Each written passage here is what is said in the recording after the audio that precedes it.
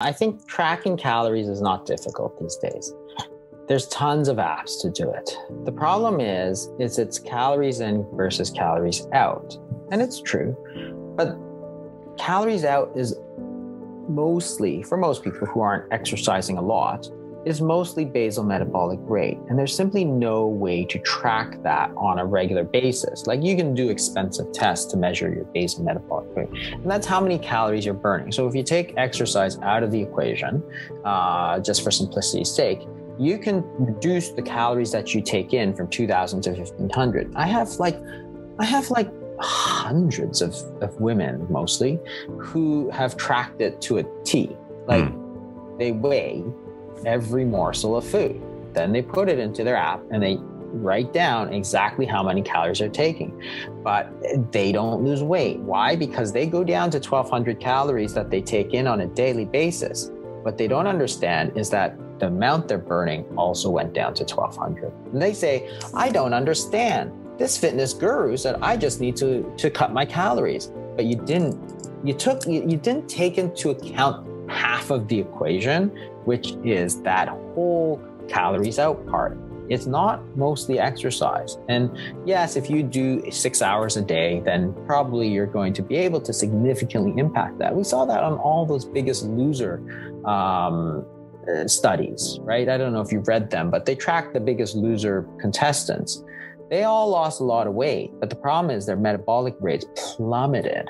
So therefore, and they're tracking calories for the most part. So therefore, and they made up for it initially with sort of like 10 hours a day of exercise. But as soon as that dropped off, their basal metabolic rates, and their basal metabolic rates never went up with exercise. It was continuing to go down, because you can exercise your muscles, but you can't make your liver burn more calories. You can't make your kidney burn more calories. You can't tell your body, hey, I want my body temperature to go up 3 degrees.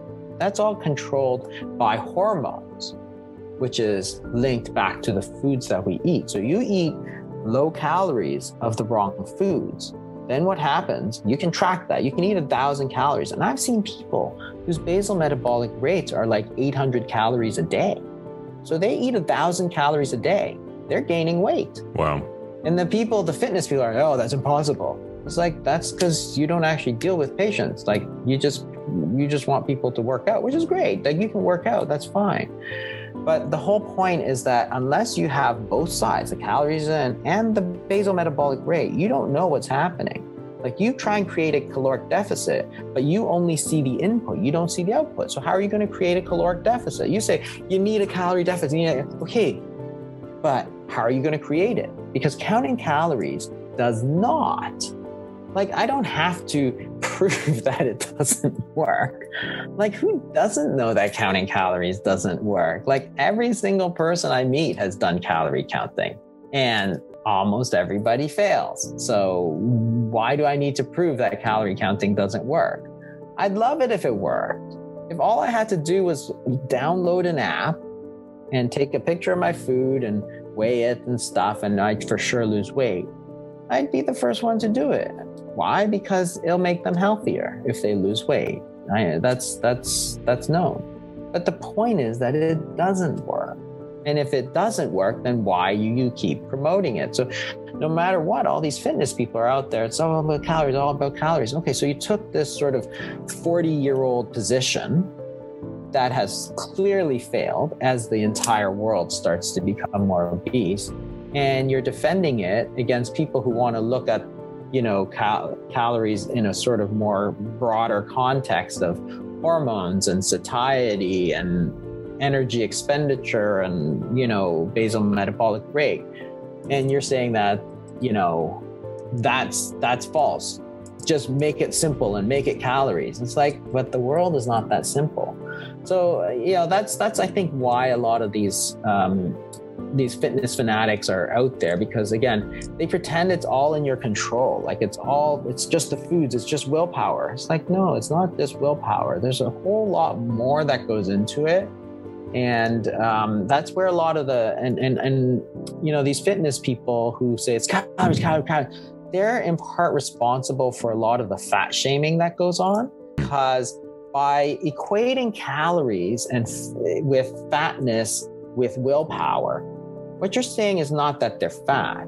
You're saying that these people don't deserve respect because they have no willpower. And I don't believe that. I believe that they're doing something wrong. It's the knowledge that they got over, that we taught them. It's the knowledge that needs to be changed. It's the systems that need to be changed, like getting rid of easy to access foods, getting rid of ultra processed foods. It's the knowledge, not that there's something intrinsically wrong with them.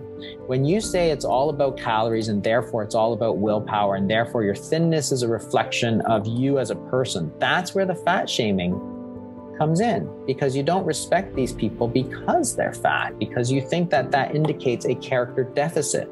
So while they're out there blustering, I think it's actually extremely dangerous for them to be talking about this, about that point of view, that it's all calories, all willpower, you just got to do it. It's like, yeah, you're not just wrong, but you're also fostering this entire sort of it's okay to shame fat people because they did it to themselves sort of idea, which I find very distasteful. I mean, I think it's more that the knowledge has to come, like, other tools like intermittent fasting and so on need to be tried and so on, as opposed to that. So, that's why I have a problem with the calories sort of people. It's one is like, it just doesn't work. And two, it's actually super unhealthy for us to be talking about it in that way. It generates disrespect for people who don't deserve it.